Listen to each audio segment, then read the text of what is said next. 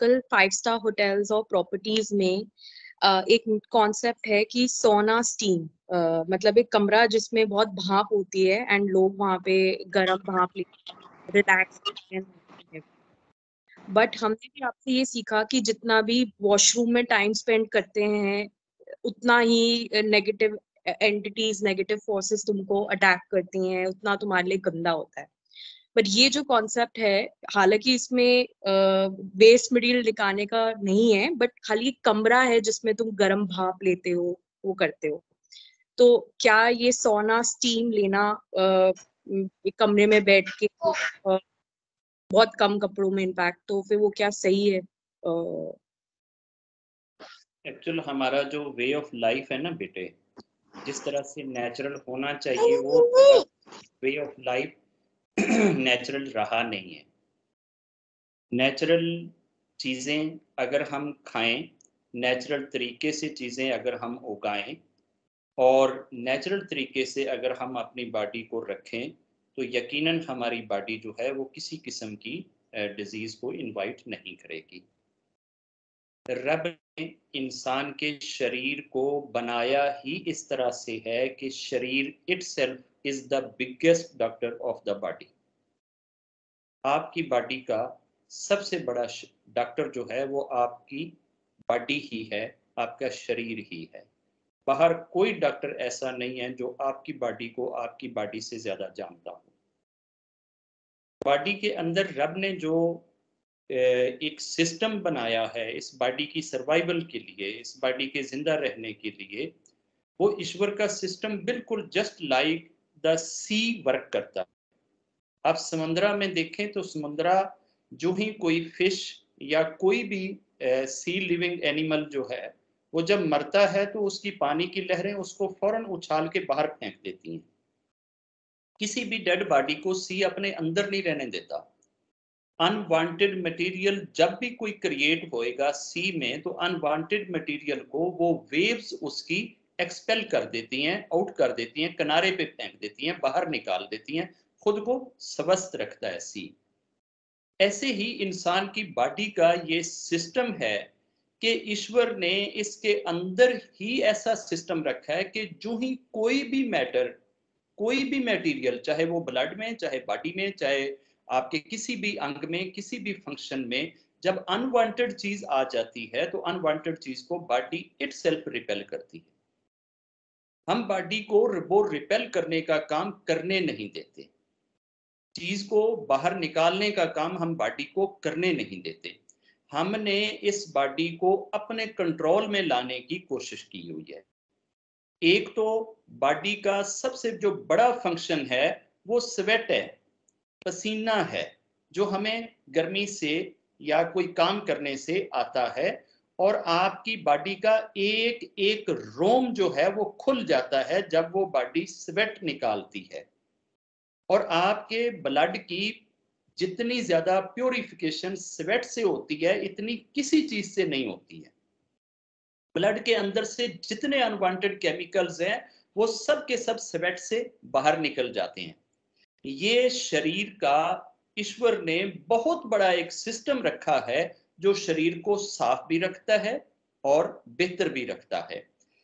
फिर एक्सक्रीटा और यूरिन, ये तो हर इंसान, हर एनिमल के अंदर ईश्वर ने रखा है। जितना भोजन आपने यूज करना, जो उसमें से मटेरियल, जो कैलोरीज बॉडी ने लेनी थी ले ली, जो अनवांटेड मटेरियल है बॉडी खुद ब खुद उसको एक्सक्रीट कर देती है, बाहर निकाल देती है। ये सिस्टम भी हमारा तब फंक्शन करता है जब हम बॉडी को बॉडी की रिक्वायरमेंट के हिसाब से भोजन दें।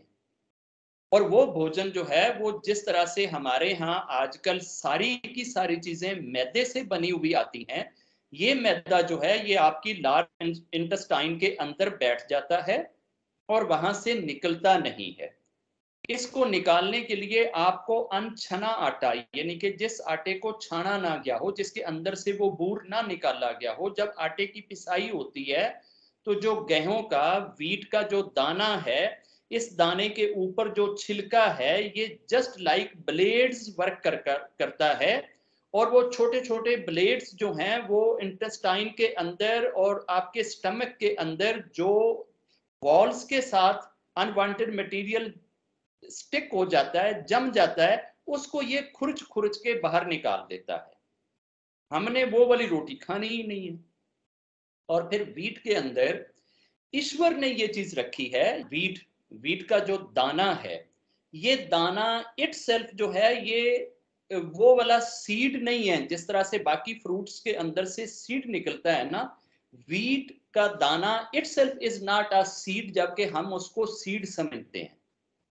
इस दाने के अंदर बहुत ही एक छोटा सीड होता है जो इस दाने के अंदर छिपा होता है।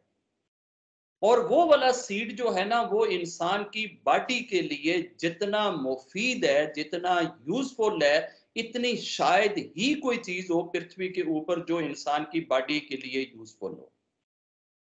जब हम गेहूं के दाने की पिसाई करते हैं, किसी चक्की के अंदर रख के उसको पीसते हैं, तो वो जो सीड होता है दाने के अंदर, अक्सर वो चक्की के दो पार्टों में हीट अप होने की वजह से वो वाला सीड जल जाता है। वो जल जाता है हीट की वजह से, या वो पिस के तो इसके अंदर आ जाता है, या फिर वो जो छान होता है अलग से जो निकलता है, ये उसमें चला जाता है। बाकी जो इसके अंदर वाइट जो फ्लोर होता है, जो आटा होता है, ये जिस वक्त हम दाने को जमीन के अंदर, मट्टी के अंदर बोते हैं, तो वो बारीक सीड जो है वो उस फ्लोर को, आटे को एज ए भोजन, एज ए वो अपनी एक खुराक के तौर पे यूज करता है, और वो वाला सीड फूटता है। अगर एक बोरी भरी हुई गेहूं की हो ना, एक बोरी, तो उसमें से वो जो एक्चुअल सीड होएगा वो जस्ट 1 किलो के करीब निकलेगा, जो गेहूं का असल सीड है। अगर उस 1 किलो सीड को हम अलहदा कर लें तो वो 1 एकड़ जमीन के लिए तकरीबन काफी होएगा।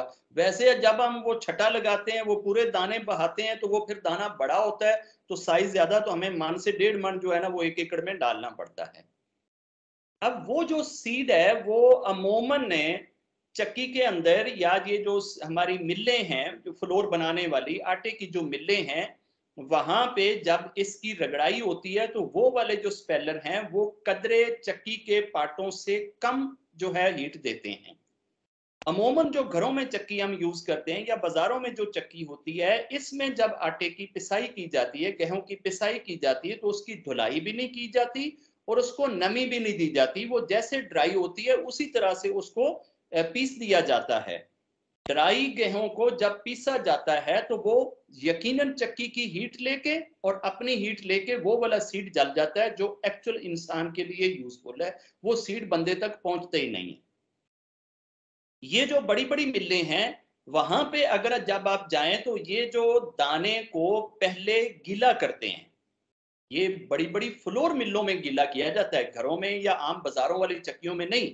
फ्लोर मिलों में उस आटे को गीला किया जाता है, इतनी सी उसको नमी दी जाती है कि उस दाने का हल्का सा पेट फूल जाए, वो फ्लोर, वो आटा अंदर फूले, और ऊपर जो उसके छिलका है वो नरम हो जाए। फिर वो उस छिलके को बड़े टेक्निकल तरीके से ऊपर से छिलाई करके उतार लेते हैं, और बीच में जो गुली है, जो दाना जो है वो आटे का, वो गोल गोल दाने अलहदा निकल जाते हैं। फिर उसको आगे वो छोटे छोटे पीसेस के अंदर उसकी पिसाई करते हैं, वो सूजी के तौर पे भी, मैदे के तौर पे भी, और मुख्तलिफ आगे उसकी फार्मेशन के तौर पे वो आटे को निकालते हैं।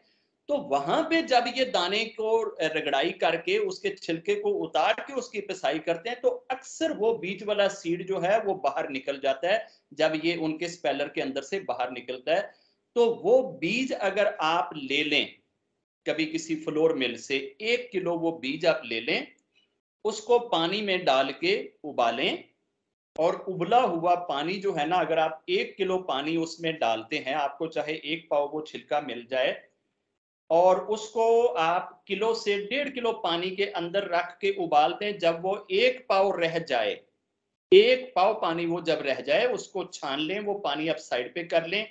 ये 1 पाव पानी जो है ये आपके 5 किलो घी या 5 किलो बादाम से ज्यादा कैलोरीज रखता है।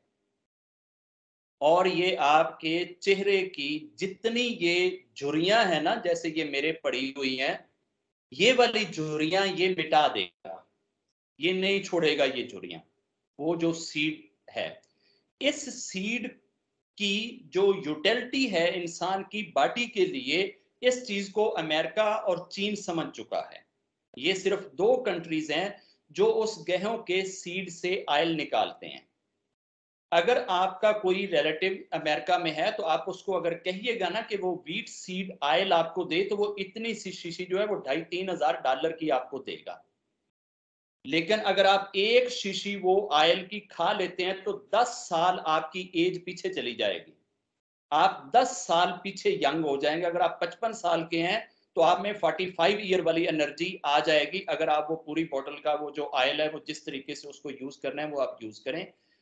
उस सीड से ऑयल निकालते हुए वो सीड जल जाता है या खत्म हो जाता है। ये टेक्नोलॉजी सिर्फ अमेरिका और चीन के पास है। वो उस सीड के साथ कुछ और चीजें मिला के फिर उसको वो रिफाइन करते हैं और उसमें से जो ऑयल निकलता है, फिर उस ऑयल में से जो व्हीट का ऑयल है उसको अलहदा, और जो दूसरी चीज को जो साथ मिलाई है उसके ऑयल को सेपरेट करने की टेक्नोलॉजी सिर्फ इन दोनों के पास है, बाकी देशों के पास वो है नहीं। खैर ये बात तो दूसरी साइड चली गई।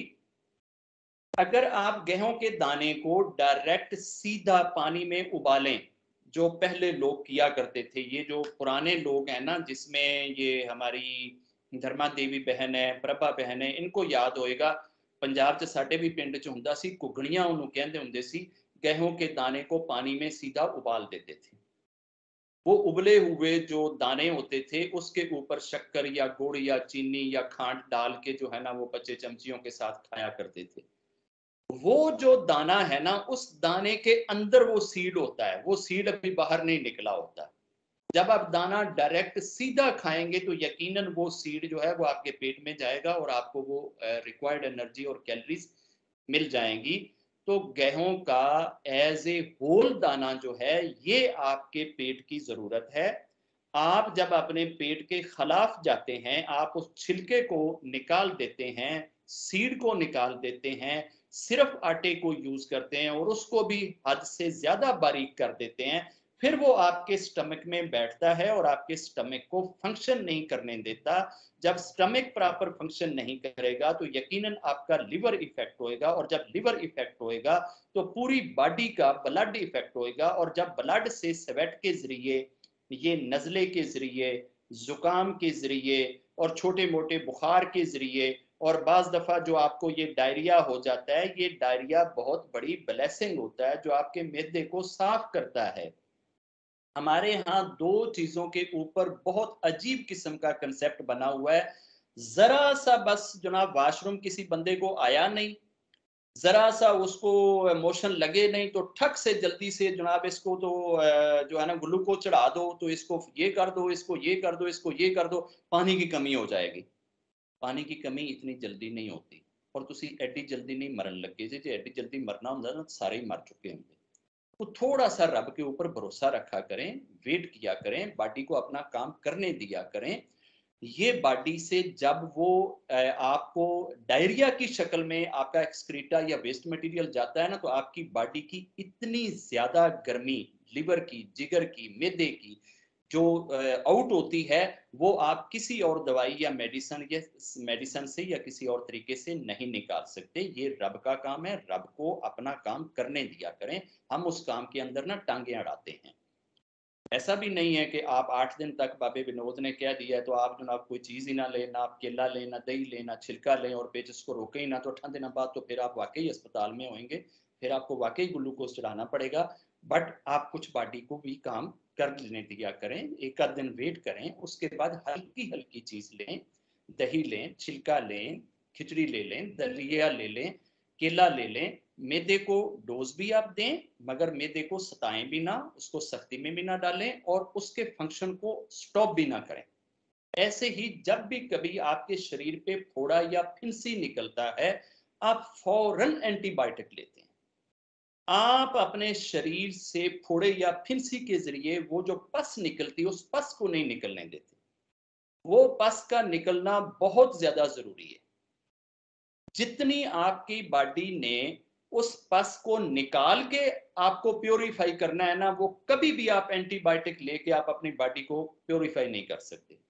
वो जितनी पस का ढीला बना था, जो शरीर ने एक जगह पे गंद इकट्ठा किया था, अब शरीर कह रहा था यहाँ से मुझे दरवाजा दो, गेट दो, मैंने यहाँ से ये डस्टबिन जो है ना बाहर फेंकनी है। आप आगे से एंटीबायोटिक उसके मुंह पे मारते हैं और वापस वही वाली पस, वही वाला अनवांटेड मटेरियल जो है वो ब्लड में शामिल कर देते हैं।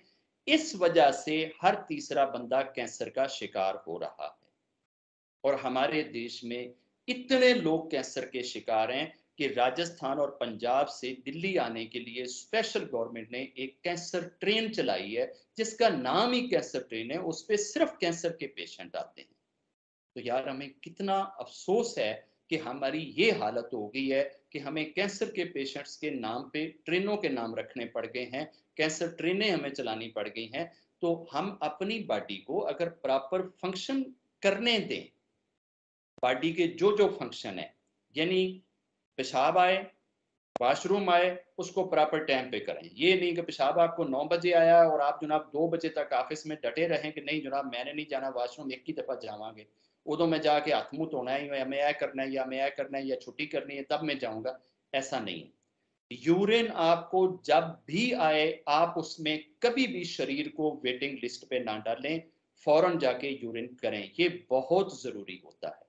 ऐसे ही जब आपको वॉशरूम आए कभी उसमें डिले ना करें, गैर ज़रूरी डिले आपके लिए बहुत नुकसानदेह। और वहां जाके आप पक्के मतलब कि सिकाई के लिए ना बैठ जाएं कि कमोड के साथ आपकी शादी होगी और अब आपने उठना नहीं है। जितनी देर आपकी बॉडी की ज़रूरत है उतनी देर आप कमोड के साथ चिमटें, उसके बाद कमोड को आप बाय बाय करके बाहर आ जाएं। ये काम करने का ये तरीका रखें। और दूसरा, रात को जब आप सोने लगते हैं तो कोशिश करें कि अगर आपको कोई यूरिन या आप समझते हैं कि आपको वॉशरूम की ज़रूरत है तो आप जाके अपने पेट को, अपने मसाने को खाली करके आप सोएं।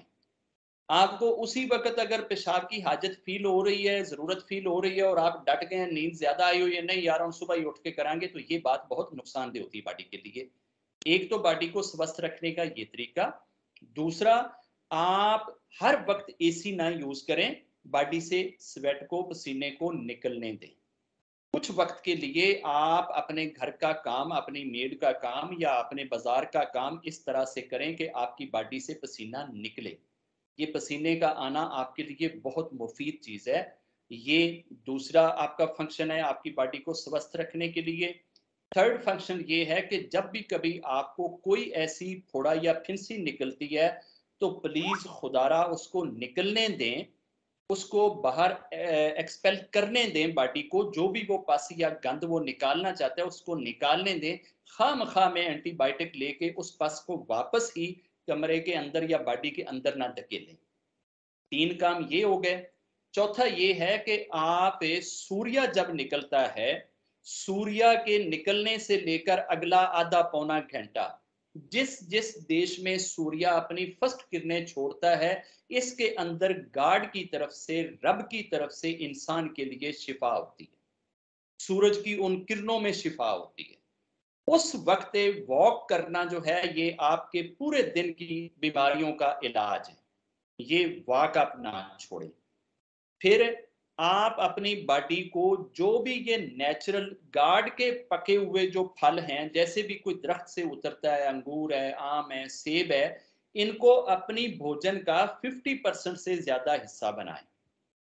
फ्रूट ज्यादा खाएं, कच्चे खाएं। और ये जो हंडिया है, हंडिया में फालतू के मसाले, बहुत ज्यादा स्पाइसी और ये चीजें ना बना के खाएं।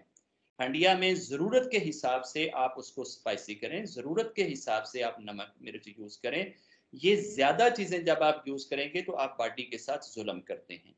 अगर आप अपनी बॉडी को इन चीज़ों का ख्याल रखते हुए चलाएंगे, और ये जो मैदा है, कभी कभार तो अगर आपका कोई बर्गर खाने को या इस टाइप की चीज़ें, जितनी ये फास्ट फूड है उसको लेने को दिल कर पड़ा है तो जायज़ है, ले लो हफ्ते में 1-2 बार। लेकिन आप हफ्ते में 4 से 5 दिन जो है बगैर छाननी के छाने हुए जो आटा है वो यूज करें।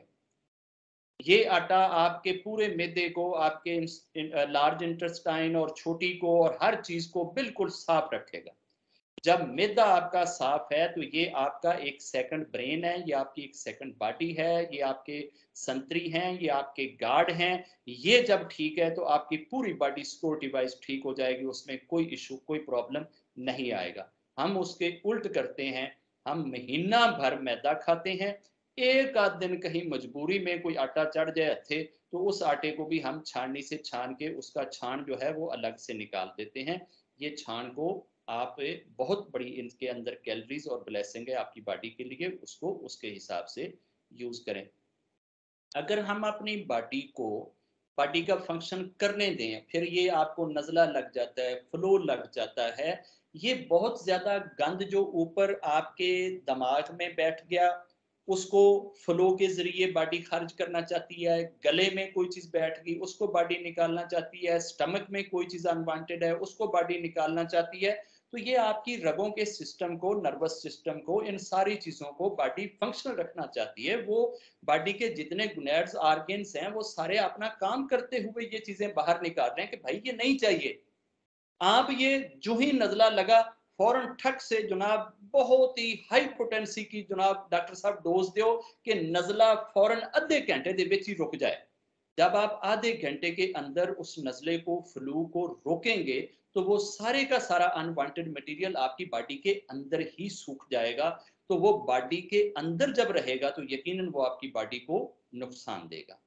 अगर इन चीजों का आप ख्याल रखते हुए बॉडी को सपोर्ट करेंगे, बॉडी की मदद करेंगे और बॉडी को जिस तरीके से वो काम करती है उस तरीके से अलाउ करेंगे, तो फिर आपको जाकर 5 स्टार होटल में किसी भी स्टीम रूम को बुक कराने की जरूरत कभी नहीं आएगी। आप स्टीम तो लेते हैं, 5-10 हज़ार रुपया तो आप फाँकते हैं, तो आप एक दिन दोपहर को थोड़ी देर सूर्य के सामने क्यों नहीं बैठते, या आधा घंटा क्यों नहीं धूप में खड़े होके काम करते? वो आपकी स्टीम वाला सारा काम सूर्य कर देगा। आप जब फुल मून होता है, चंद्रमा की जब 14वीं की रात होती है, तो आप क्यों नहीं रात को वॉक करते कि चंद्रमा की जो वो कोमलता है वो आपकी बॉडी को बहुत ज्यादा अच्छा कर देगी। ये जितने बीपी के पेशेंट हैं, जितने बीपी के मरीज हैं, इनको चाहिए कि ये रात जब फुल मून होता है 12 या 13 या 14 की जो रात है, ये 3 रातें जो हैं वो चांद की रोशनी के अंदर वॉक करें और उस वक्त ये हरियाली को देखें, ठहरे हुए पानी को देखें। जिसका बीपी हाई है वो ठहरे हुए पानी को देखे, बीपी लो हो जाएगा। जिसका बीपी लो होता है वो फ्लो करते हुए पानी को देखे, बीपी हाई हो जाएगा। ये आपकी बॉडी के दो बहुत बड़े इलाज रब ने फ्री में रखे, इनकी कोई फीस नहीं। मैंने कई बार पूछा है सूर्या से, चंद्रमा से कि आपकी कोई फीस है ह्यूमन बॉडी की ट्रीटमेंट की, तो वो कहते हैं नहीं, हमने रब के साथ ये काम किया हुआ है कि जैसे रब ने हमें ड्यूटी दी हमने वो फ्री ऑफ कास्ट लोगों तक पहुंचानी है, तो वो कोई फीस नहीं लेते। इनके यहाँ जितनी ब्लेसिंग है वो बॉडी को फ्री में मिलती है, वो आप लें। अगर फिर भी आपके पास फालतू पैसा हो तो वो जाकर किसी ऐसे ऑर्फनेज सेंटर में चले जाएं जहाँ यतीम बच्चे हों, उनको भोजन करा दें। जहाँ कोई पेशेंट बच्चे हों उनको खाना खिला दें। जहाँ कोई ब्लाइंड सेंटर हो वहाँ जाके बच्चों को खिलौने दे दें। जहाँ कोई ओल्ड एज सेंटर है वहाँ जाके कर दें। किसी हॉस्पिटल में डिस्पेंसरी खोल दें, कहीं आप लंगर दान कर दें, कोई और नेकी के काम कर दें। किसी मेरी माँ बहन बेटी की अगर कोई बच्ची छोटी बैठी है उसको वो दहेज नहीं दे सकते तो आप दहेज देने में हेल्प कर दें। यार इधर पैसा लगा के आप वो वाली अपनी तशनगी जो है, अपनी प्यास जो है वो पूरी कर लिया करें। ये वाले काम करके खामखा में आप अपना और अपनी पत्नी का फड्डा बनाते हैं। पत्नी फिर आपके वैलेट में देखती है, आपके बैंक अकाउंट में देखती है कितने पैसे किधर गए, आप फिर छुप जाते हैं और फिर बताते नहीं हैं कि जी आपने तो स्टीम ले ली थी। फिर पत्नी कहेगी मैं तो नहीं ली, मैनू क्यों नहीं देती, मेरा की कसूर है, फिर मैनू 5000 का सूट लै दो। फिर वो डबल खर्चा हो जाता है, फिर रोला पड़ जाता है। तो इन सारी चीज़ों से बचने के लिए आप बॉडी को और नेचर को एक साथ लेकर जब चलेंगे तो यकीनन नेचर और बॉडी आपको उस जगह पे रखेगी जहां आपको अनवांटेड किस्म की कोई ज़रूरत पेश नहीं आएगी। बढ़ रहा मसला कि जो अगर हम कमरा बुक कराते हैं तो उसमें तो जस्ट हम स्टीम ले रहे हैं, वो तो एक बॉडी की रिक्वायरमेंट्स के लिए। आप बॉडी को एक मसाज देते हैं या बॉडी को आप स्टीम देते हैं, तो ये वो वॉशरूम वाली पोजीशन नहीं है कि जो वॉशरूम में आप जाकर कानों को टूटियां चढ़ा लेते हैं और आपने जनाब 8 यूट्यूब की घंटे घंटे की वीडियोस जो है वो वॉशरूम में बैठ के सुननी है। वो वाली चीज़ इधर नहीं है। गैर ज़रूरी तरीके से वॉशरूम में ना बैठें। जितनी आपकी ज़रूरत है, जो आपकी नेचुरल ज़रूरत है, वो टाइम आप वॉशरूम को दें। फालतू में आप उधर ना रहें, वो कोई अच्छी चीज़ नहीं है। और फालतू वाले तरीके कहीं भी आप यूज़ करेंगे, वो आपके लिए, आपकी बॉडी के लिए, आपके वर्तमान के लिए, पूरी सोशल दुनिया के लिए, सबके लिए वो नुकसानदेह। ऐसी चीज़ों से रब सबको सेफ और साउंड रखे। मेरी ढेर सारी दुआएं आप सबके लिए। रब आप सबकी रक्षा करे और आपको इन सारी चीज़ों से महफूज रखे। जय